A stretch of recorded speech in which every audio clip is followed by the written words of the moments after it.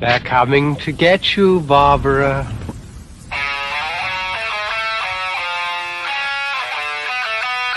What an excellent day for an exorcism.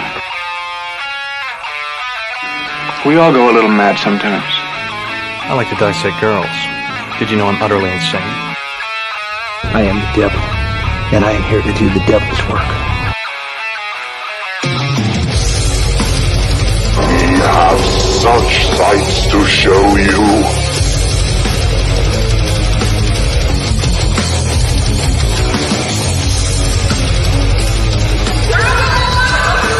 Who's laughing now?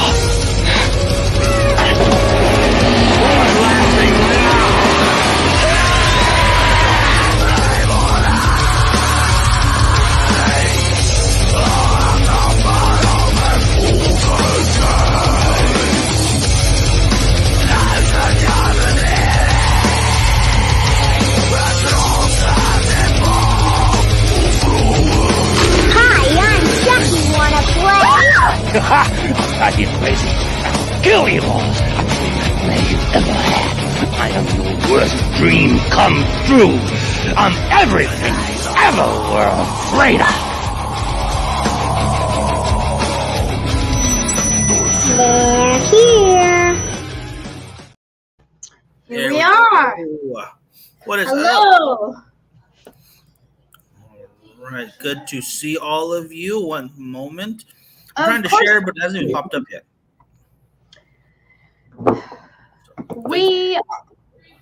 Am I here? You are here. You are here. Oh, okay. All right. Well, then I'll continue speaking. We are here. I know last week we started talking about a topic, and then all of a sudden, the redacted decided to take us away for whatever reason. They didn't like our freedom of speech. They never do. They hate freedom. And they hate truth. They being America. The redacted. I don't even know. It doesn't make any sense to me how a lot. Never mind. I don't want to go into it because I'm just going to get mad about it again. I like to call them the redacted. I think that. I like that. Yeah. The redacted, I think, is just whoever likes to fuck with us. And it used to be you. Well, that was my skill set. I could do that. I can still do it. Boom, muted. I got some lit. I've got some authority left on this until they tell me I don't. It used to be you that we blamed everything on, but we can't do that anymore because I think things have started to progress. Things be crazy now. Things be insane. But that doesn't matter because today we are talking about something that's even slightly more insane somehow. It is Charles Manson and the CIA, specifically a book by Tom DeLonge? No, not Tom DeLonge. What do you call it? He did predict the aliens. Yeah, that's the alien guy. Sorry. Hey, Lorenzo. How you doing, brother? Lorenzo. What the hell is his name? Tom O'Brien? No, not O'Brien. O'Neill. What is your name? O'Neill. Oh my gosh. Like April O'Neil in the Ninja Turtles. Which also is a conspiracy. There's no giant turtles under New York. It's only giant alligators. That we know of. What if you know what? They could all be coinciding. That is true. That is very true. I don't want to say there is a reptilian overlord coming after us. I do. But, the Ninja Turtles might be part of it. They might be. They're not good guys. Lorenzo, the book Chaos is actually about Charles Manson, the trial, and the various cover-ups that they went into in order to basically hide the true goings on around Charles Manson. Not like they were trying to protect Manson himself, but their own agendas. They were trying to hide the doings that they were doing behind the scenes. And Yes. they manipulated his case, as far as I know, for years, because let's just start out with saying that his own parole officer was in cahoots with people that were studying certain drugs, certain behavioral things that they could manipulate throughout the years. His parole officer, Roger Smith, was supposedly a student at a certain college where they were doing drug research and had multiple students in which they were using drugs to manipulate their actions. But this is alleged, I guess. Okay, yeah, Up alleged. until a certain point. Yeah, because we have to. That is one of the key phrases, right? Alleged, because the evidence might point to something, but there's no official in writing, in interview, or technically even in proof that we can definitively say, like, yes, this happened. Right. But it's happened. It's. I mean. Well, let's start from the beginning. Well, part 2, rather, because we did talk a little bit about the Manson case and, like, the crimes, how, he allegedly was able to manipulate all of these people to carry out these horrific crimes for him. He wasn't even there. And he was able to get these people to commit these horrific, heinous crimes for him. Yeah. And at the beginning, people thought that these crimes were solved when it came to the Helter Skelter book that came out. When all these things were happening, or after a while, after all this shit came out, it was believed that Helter Skelter, all the evidence in that book was what happened. That's it. It was Vincent Bugliosi's end all be all of the entire story. He was the prosecutor, correct? Yes. Prosecutor. Now, obviously, being the prosecutor, being the guy in the government to make sure that the people who did the crimes did get some kind of punishment, you would assume he would have the facts and he'd be telling the straight story, because the story itself, before we get into the conspiracy and then what turned out to be true, is salacious enough. Like, it's a crazy truth is stranger than fiction scenario before we get into the rabbit hole. So you assume Helter Skelter is going to be real. You assume everything he's saying is easy to believe. It is the Manson murders, the true story. It's incredible how much he used his own platform to cover himself. And if you forget everything else beyond this point, you go back to the murders, you think, oh, this guy convinced a bunch of people to, like, be under, like, a spell and kill for him, and it was all satanic and weird. They were all under these, like, spells and, like, weird satanic, like, rituals, which obviously is not true. But that's what people believed up until this point, to where we are breaking it down. Yeah, it isn't easy to believe story because how scared people were and how quickly it happened. Because you're talking about the Manson family. This was like right before that shit happened. Yeah, you're looking at 2 years tops of crime. Sorry, not even crimes, but year 1, family gets made. Year 2, they start murdering. Like, this is not your normal cult either. So the gap in information is really easy to just fill with just they're scared, and we should fill it with whatever we can do and close the book so no one has to talk about it anymore. Mm-hmm. And people at first were convinced that it was solved until Tom O'Neill came out with some evidence, and it took him 20 years to write this book? 20 years. Yeah. 20 it was years supposed to write the this 30th book. anniversary. Tom O'Neill wrote the book Charles Manson, the CIA, and the Secret History of the 60s, which went into the details of the Manson cult murders, the people behind the scenes, maybe that you didn't think had any involvement whatsoever. They're just kind of like lurking about. Yeah. And like I said, it took him 20 years to figure this stuff out. So there's no stone unturned when it comes to this book. No. As many people who are still alive 20 to 30 years later, I guess it would be 30 to 40, it's almost 50 years later when he finished. Now, yeah. But it came out when? God, I don't even remember when this book came out. Oh, the book it's pretty new. It's let me make sure. Chaos. Like what, 2016? I want to say. Oh gosh. Come on. I don't know. 2019. No, that's film adaptation. Jeez, that's even sooner. Yeah, no, 2019. Yeah. So this is again 50 years after the fact. It's crazy that it took him so long to get this book out with all this information, and people being assassinated in between, people being silenced in between, obviously the subject dying. Manson died years ago.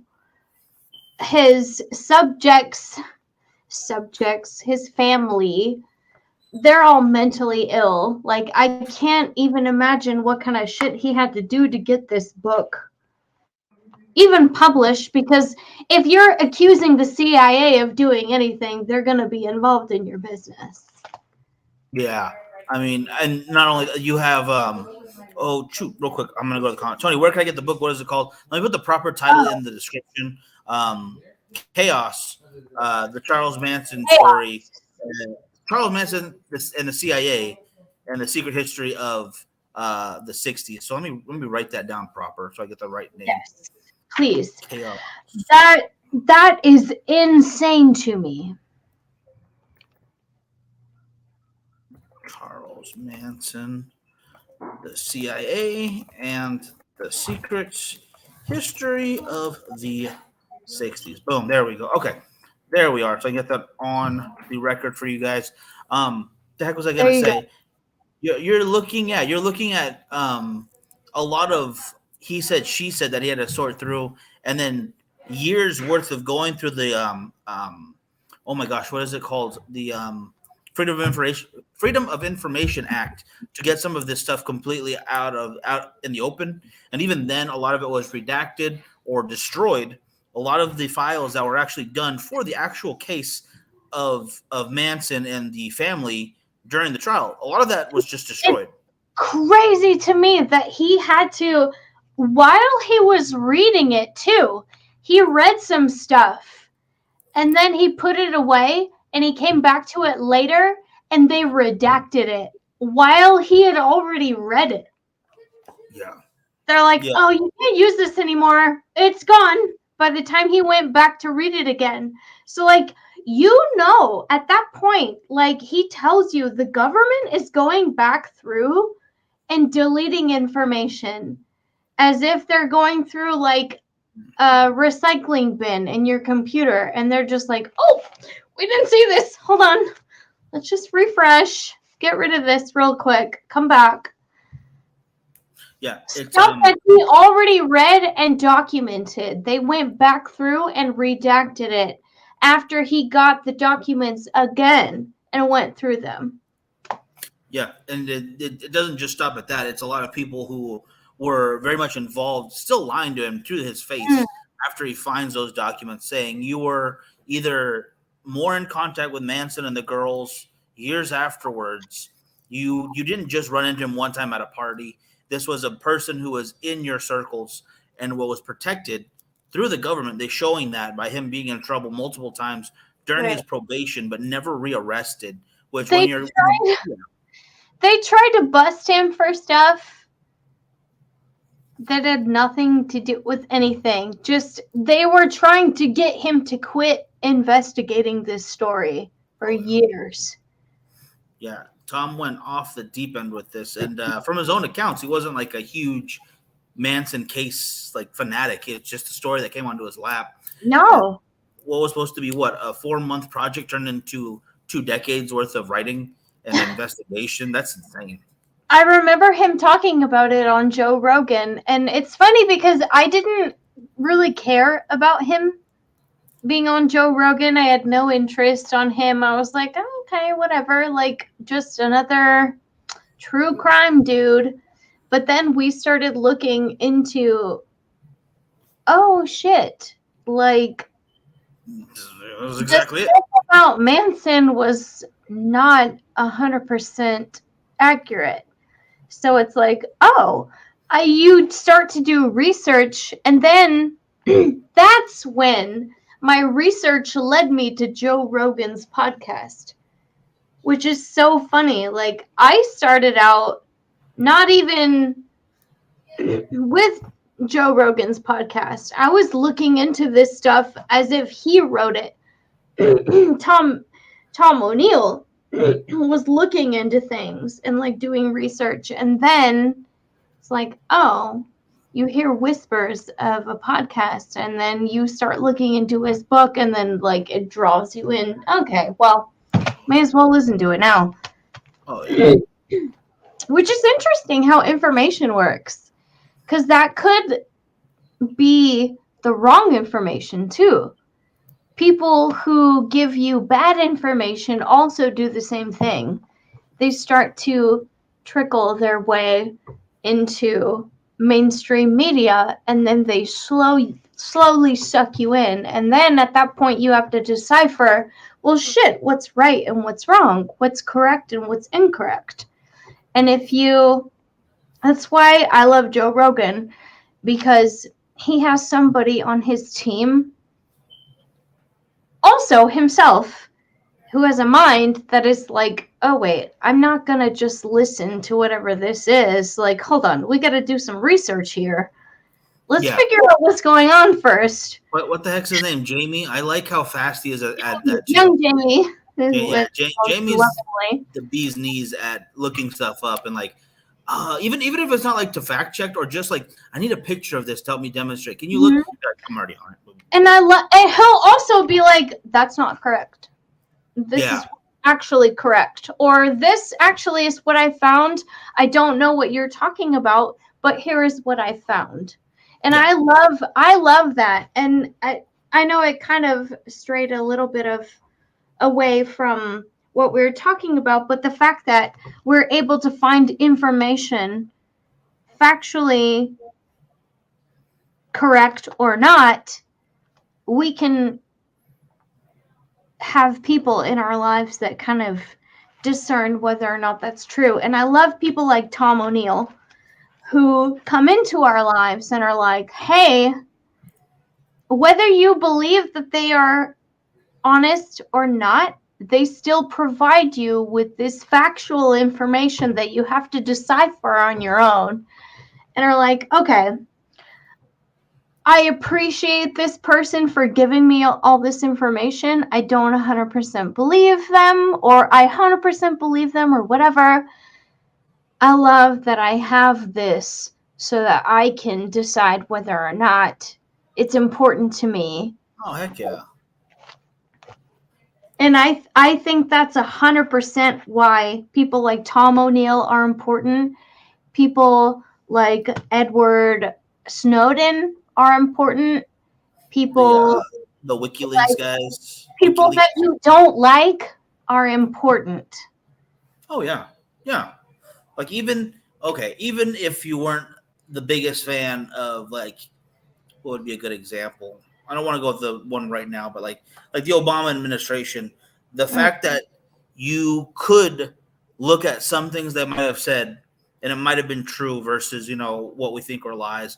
There are some times where you're on the same side, and you have to be able to take those moments and actually go with them and realize, yes, we're all in it for the same reason, or they corrected what I thought was right, and I need to change my ideas. Mm-hmm. And that's okay. It's okay to be wrong, but you have to be willing to accept that you're wrong. Yes. Keep going.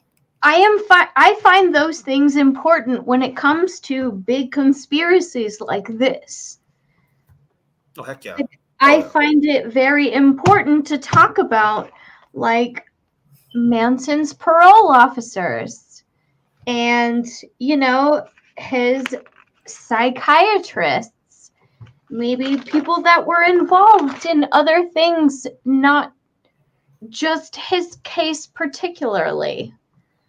For example, Manson's parole officer was a man named Roger Smith, who was also involved in some research in a place where maybe he was a student studying, I don't know, maybe drug research and violence and psychiatry things. I don't know. I think it's important. Roger Smith. It's important. Okay. Yeah, it's important to think about people who are involved in these people's lives and to do some sort of like a little bit of research. Yeah, this is one of those cases where I think there's two Smiths that you have to watch out for. I think the other one you already mentioned. There was a David Smith and there was a Roger Smith. Yeah. Roger Smith was Manson's parole officer, which, funny enough, Roger Smith was involved in some stuff at his college. Yeah. That also involved, I don't know, maybe manipulating people. Well, but he was a parole officer? Interesting. Nobody thought to think about these things until later when everything happened. Yeah. These are like the early workings. Like, people put people together before people started to really dissect and chip at the iceberg. Cool. Yeah, and real quick, Richard, Bill Hicks, are you talking about the comedian? which Bill Hicks? I love Bill Hicks. If that's what we're talking about.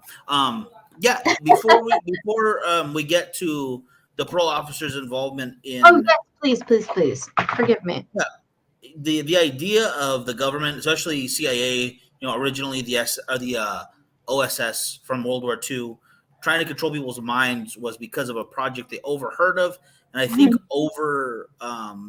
estimated from China and Russia during the Cold War was the Manchurian Candidate. It's also a book. It's a pretty good movie. I think they did it better in Zoolander, but whatever. Basically, it's just a case of you have an assassin who won't even remember it, so they can't get you in trouble for it. Yeah, yes, Blue Steel. I was waiting to see how long it would take you to notice. Can you do Magnum? No, I can't do it yet. It's not ready. It's the same look. You don't know that. It's not the same. Oh, I love that movie though. Anyway, but the original project was called Project Blue Book, which then turned into Operation Blue Book. Project Blue Book into a film. Yes, that turned into Project Artichoke. Artichoke turned into MK Ultra. MK Ultra leads us to the money that they got to back Haight-Ashbury. What's the word I'm looking for? Operations.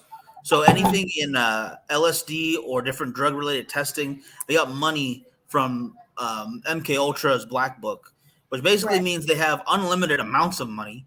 They don't know where it's coming from. No one knows where it's going, but it will get there when it needs to be, and they do it quite often, especially when you have government officials like people above the level of parole officers who can tell them, hey, we need this person to continue doing what they're doing because it's to our benefit. And that's exactly what was happening here for what? Go away. Sorry, there's a sister. She's a disinformation agent. She is working for the government. Tell her to punch you in your face. Don't say those things. She'll do it. What are you doing? She will hit me. She's already saying she's gonna hit me. Don't do that. We don't want that on camera. We can get in trouble. Go away. God, it's so weird. She's so mean. She's so mean to me. Anyway, Off camera, hit me up. We'll figure it out. Anyway, the area of oh my gosh, I don't remember the name of the clinic. There was a clinic where Manson would meet his parole officer, but just so happened to be the headquarters. Oh, I don't remember the name of the clinic, but yes, there was a clinic. They disguised it to look like some, like, just a regular, like, oh, we just do pap smears and, maybe just, you got STIs. Don't worry, we don't judge. Yeah, we're just going to patch you up and be on your way. Actually, one of the doctors, I believe it was Dr. Dave something, he's from Bakersfield, or he was. No. Yeah, he was a self-proclaimed country bumpkin of Bakersfield. He went to school in UCLA, I think, and then he kind of loved the scene of the LSD, and he was part of the reasons that they were able to test the project and do the actual experiments. His were like on mice and rats in the beginning, and then it's unknown, quote unquote, if he was part of MK Ultra to test on humans. You know what makes me think Bakersfield is part of experiments? Anytime Hollywood wants to do something, they start here because we're so close. Yeah. It's an easy reach out zone, and there's a lot of minorities here. There's a lot of Mexicans that are working the farms. You just go to friggin' like they did already. They went to San Francisco. Well, of course, but there are more here. There's more here. Well, immigrants working farms here in Bakersfield. Oh yeah, for the farms. Of course, but just know that they use those people who are working their farms to experiment. Oh, easily because they can just bring more people. Oh, these people are getting sick. Come on, constantly. Move them up. Yeah, I'm telling you, I don't doubt that that's how they did that shit. Sad but true. Yeah. So the experiments were in full swing. What's his name gets out of prison, and his parole officer, who, if you caught on the little fact that he had a caseload of like 30, and by the time he stopped being a caseworker, he had one person, and that was Manson. He convinced Charles to move over to Haight-Ashbury because he thought that the energy of the 60s and the atmosphere would be good for him to no longer be a violent or a criminal, maybe go straight. At least that's what he says, why he convinced him to move in that direction. Why he used the clinic as his base of operations to meet with a parole officer or parolee is anyone's guess. It definitely didn't make sense to his employers. And multiple times, Charles Manson was caught for different crimes. The first one being obstructing a police officer that was trying to arrest a 15-year-old member of the family. Yikes. And he was arrested for that, but did not receive any kind of charges. He was able to get that dropped, and he was on the street right after it was all done. And this went along not just for Manson, but for some of the members of the family itself, Susan Atkins being one of them, where they were caught loitering. I believe they were caught trying to give drugs to a minor back in this was right before they moved to Spawn Ranch. So this was still in San Francisco territory. But when that happened, not their parole officer, but Charles Manson's came to their aid to get them out of trouble. And one of them who was already on parole, just got sentenced to more parole, which is not how that works. It makes no sense. Yikes. So they are essentially living consequence-free right now for the first year and a half, maybe about a year of them actually becoming the group known as the Manson cult. Not really knowing that it's going to lead up to violence, because a lot of people will just see them as weird, kind of out there fringe hippie cult, but not dangerous at the time. Once LSD turns into amphetamines and uppers, that's when things get a little more violent, and that's when the experiments turn from can we control people to how do we make them violent as well? Like it's almost a direct correlation between when Charles and the family gets violent and when the experiments on usual patients is supposed to get violent as well. Didn't they say that within like from like what 68 to 71, within that span of time they were more violent, or 69 rather, 68 to 69, and then like 70 was the trials and shit. Like they were exponentially more violent during that time. The family or people in general? The family, I thought. Oh, well, the family kind of disbanded by 69 because he was already arrested. Well, that's what I mean. Like, well, not by 69, but like from that time to. Oh yeah, it was not a slow burn. This was all very quick. Like the murders were back to back basically. The original few deaths that they can't tie it to them because they can't find enough evidence, but that they assume are some people they killed was only like a month before that. But I know that Manson was it was Manson then. Forgive me. I know that he was more violent. Exponentially, he was being more like committing more crimes during that time. Oh yeah. And to me, I think that's when he was being manipulated more and more by the government, and then by the time he actually convinced people to commit more violent crimes was when he was fully turned. Yeah, that would be a very reasonable assumption because they still, I mean, as much as I would like to say people have their own sensibility to do stuff, it was very much a Manson-based cult. Like they definitely did take orders from him. And that's because they were using drugs to manipulate people. Yeah.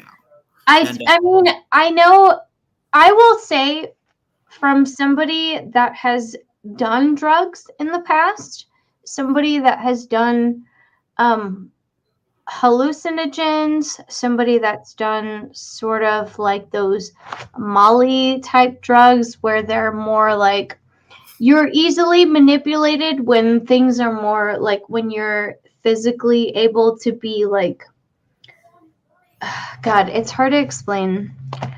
I've done drugs that I've easily been able to be manipulated on. Like, for example, I will say ecstasy because it's kind of one of the most common ones, I guess you would think. Ecstasy, people will tell you, like, you could be doing this and, like, crazy, like, whatever, but people will tell you to lay down and relax, and you're just so, like, okay. You're just so submissive, and, like, you want to be relaxed, and you welcome the idea of being relaxed.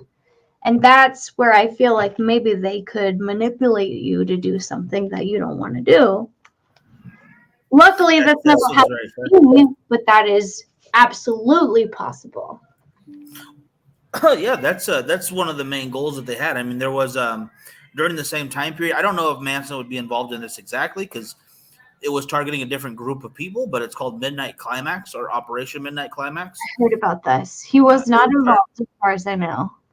Yeah, but this one was targeting same project, different branch of it basically, where they were targeting Johns to customers to prostitutes in San Francisco and New York because they had two different setups, and they would drug them in different ways. They would find either aerosol in their drinks, trying to put like through the skin topical, whatever they could do to figure out which way would work best. One of the guys submissive and helpful.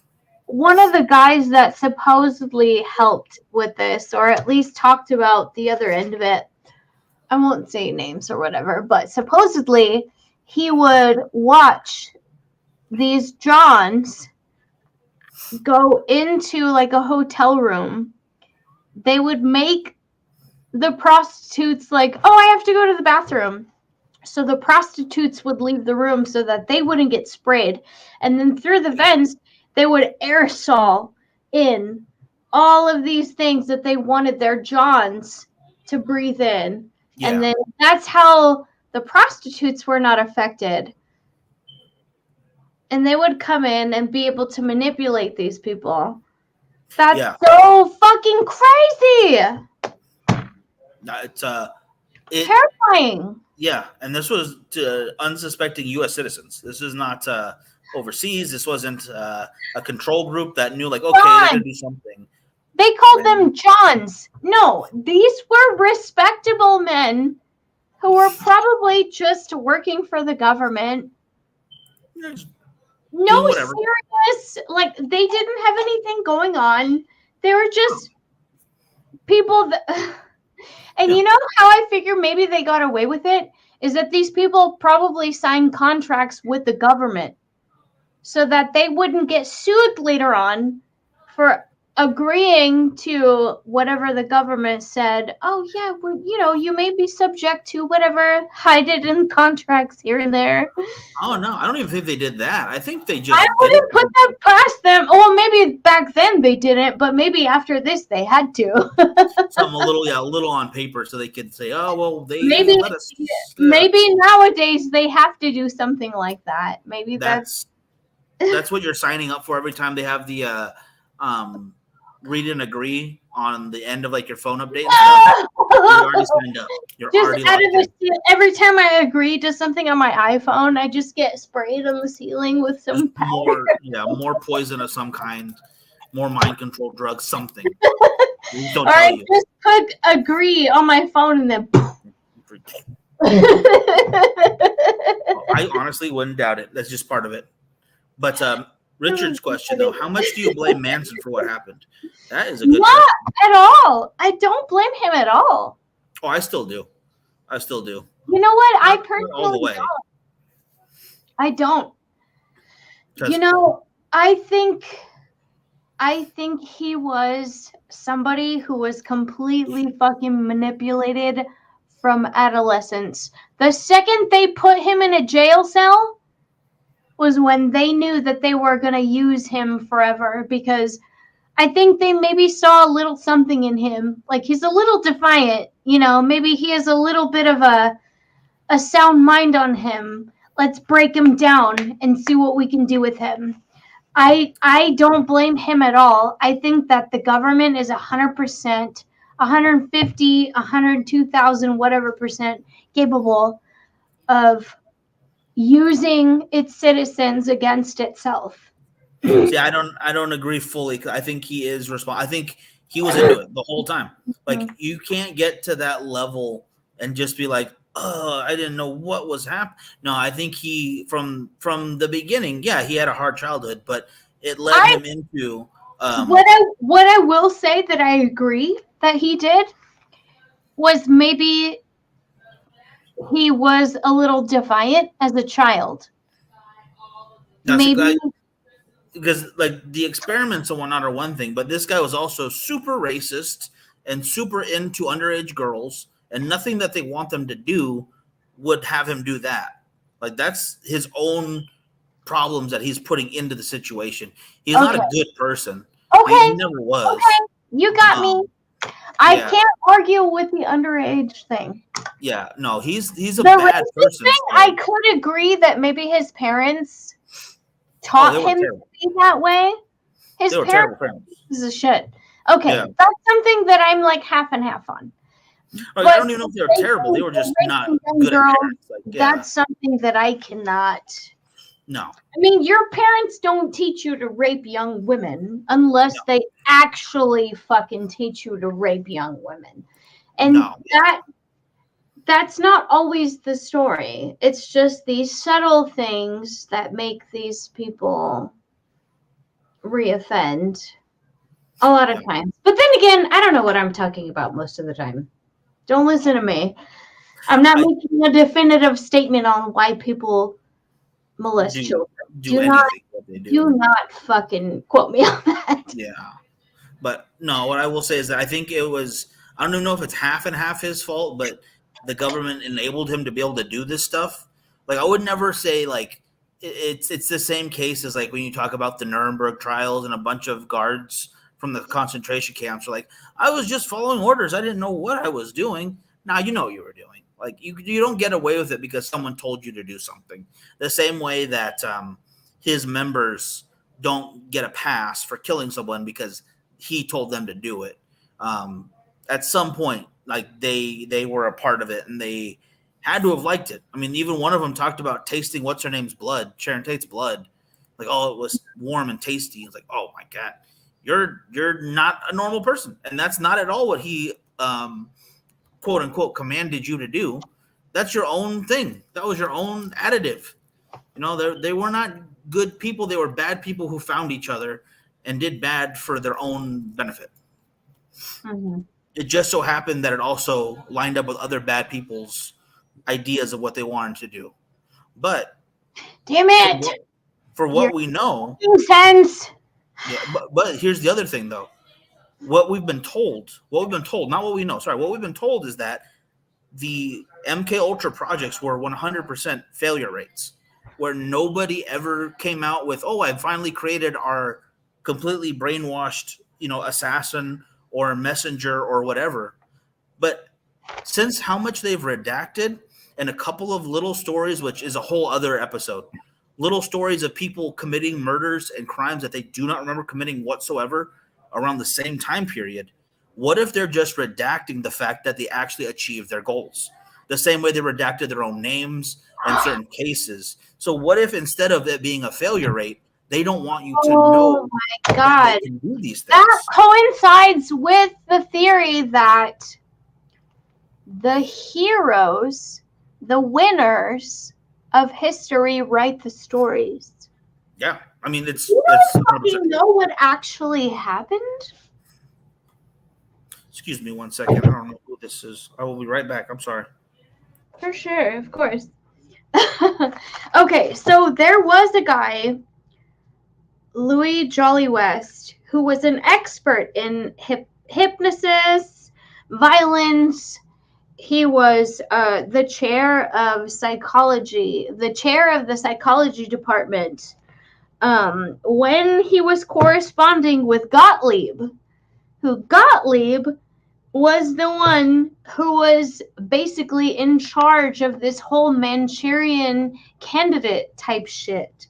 Okay? He was the one who was giving patients drugs without their knowledge and all this stuff. So it's so crazy that he was also involved with Jack Ruby. Jack Ruby was the guy that supposedly assassinated Oswald, who supposedly assassinated Kennedy. So all of these things are just slowly starting to trickle, and then you think, was it really all like a coincidence? Was it really that Manson was just a weirdo? Or can you actually fathom that the government would do these kinds of crazy things to us? Because they've been looking into this whole MK Ultra thing since the 1950s, since before Kennedy. And Kennedy was trying to warn us about the government hiding things. I mean, it was all happening around the same time. It's too much of a coincidence for it not to actually mean something. I don't know. I mean, I don't know anything, but I know a few things. I don't know anything, but I know some stuff, if that makes sense. I don't know anything except for what I know. And that is one of the most profound statements I think I will ever make in my life. It is true, and it is hard to comprehend sometimes too. I don't know anything except for what I actually know. Cool. Oh yeah, that's a mile and a half long. I still believe it was the CIA who shot him, but it was on accident. Of So, course. I don't think it was an accident. You think it was an no, accident? sorry, not the CIA, Secret Service. They have there's a very long explanation, but basically it goes, the main guards for the CIA or for the Secret Service that day were up way too late, so the new guy was trusted with the new gun, and it was the AR-15 at the time, new gun on the market, and the new guy, nervous, when the first shot rang out, he fell back in his chair with a off safety AR-15, shot the president in the head. They drove away as fast as they could, and then if you look at the timeline, like a couple of weeks later, the what do you call it? For you. The Secret Service discontinued using the AR-15, like right after that moment, and What? they don't tell you why. No. You know, You know what? I gotta look into this because I'm skeptical, which we should all be, just so you know. yes, All of us need to be skeptical of anything that the government says. You know what? Now that the government is saying there's aliens, I don't believe them. See, I don't understand who's saying that the government said that, because I saw no like.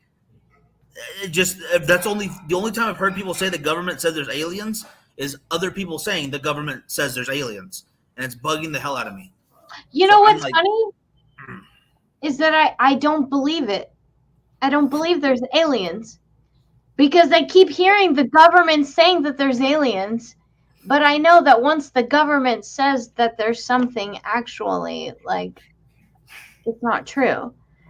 See, but that's I'm waiting until I hear some factual stuff. No, I get that, but for now, I don't believe any of it. I'm waiting because I'm with you. I have not heard the government say anything except for UAPs. Is that a thing? UAPs? Is that what they said? UAPs? Unidentified aerial phenomenon. Yeah.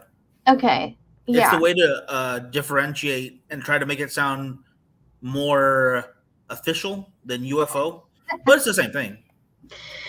For all we know, it could be stuff that they lost, and they're like, "Oh shit, can't believe this has been floating around here for centuries, and we forgot about it." I mean, they wouldn't be the first time they lost something. It really wouldn't be. That's all it could be. Like, I don't at this point, unless I see beings that they are actually presenting, like, or unless the beings come down themselves.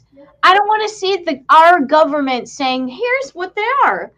Because that, once I see any sort of, like, affiliation or sticker or some sort of whatever on anything, I automatically know that our government's liars. I don't care. I don't believe them. I don't want to hear what they have to say. The whole thing with the China balloon. I was like, whatever. Like, they're such liars. It's all a distraction. It's always a distraction so that they could keep raising our taxes, so that they can keep changing our laws, so that they can keep doing all of these things without telling us that they're doing it. And Frankie, you better make me a UFO drink. When this alien plus alien ship equals tiny Mexican person? I don't know what that means. Illegal alien. A tiny Latina. Yeah. You think Roswell was a weather balloon? Absolutely not. I think that was a ship, and they are lying to us. No, they're lying to us. They're lying to us. And you know what? They will continue to lie to us as long as the last human being breathes breath on this earth. And until I see it physically feel it for myself, I won't believe it. Because if you guys, I know this has nothing to do with what we're talking tonight, but keep an eye on Project Bluebeam. Yeah, that's the fake alien invasion that the government is planning on having, so where they can have this one world government, one religion, whatever the hell that they're trying to do. It's fake. Don't Don't. Use your brains. Use deductive reasoning. Use your eyeballs. Use your intuition. I agree with Richard on this one as well. Area 51 is just kind of like a bodega. It's just a front. Store. It's the store that they can use to keep getting money. A bodega! Yeah, And they have skins for sale, real cheap. Maybe sandwiches. Breakfast and cheese. They developed the government cheese that tastes real good, but it's not good for you. Ham and cheese. No real there. Maybe at one point, but they moved when people started realizing what was going on. I'm gonna wrap this for tonight, though. For real, don't listen to what they're telling you about the Manson murders. It's not just a weird cult. The government was doing experiments, and they tried to get rid of it, and they can't. Now that too many people know about it, too many people have been affected. Please do your own research, pay attention, listen with your own ears, watch with your own eyes, read with your own eyeballs, please. And love, or what do you call it? Dance like nobody's watching, but that's anyway. No, I'm kidding. Anyway, yes. I'm gonna leave it at that. I'm gonna leave it at that note right there. That was perfect. All right, people. We'll catch you next Thursday. We'll be back with another topic. Folks, thank you so much for listening. Get the book yourself, though, if you want to check it out on audiobook. This book is actually really good. Please. Yeah, very interesting stuff. And if you have any recommendations for other books, let us know. I would love to hear them. Or movies, anything. Any recommendations you have, we'd love to hear it. Next week, we're actually going to be doing the 13 families again. Yes. I know the first time we got into it, it was just me, and I was only able to name off some families, but we're actually going to get into the 13 families that run the world. We're going to get into it next week. So please stay tuned. Love you guys. Wait a second. Sean says everyone has an escape, which is why it's heavily guarded. Wait, Sean, the grammar there doesn't work. You escaped Area 51. Why aren't you on the show? We're going to get you on there. But either way, thank you guys for watching, and we'll see you soon.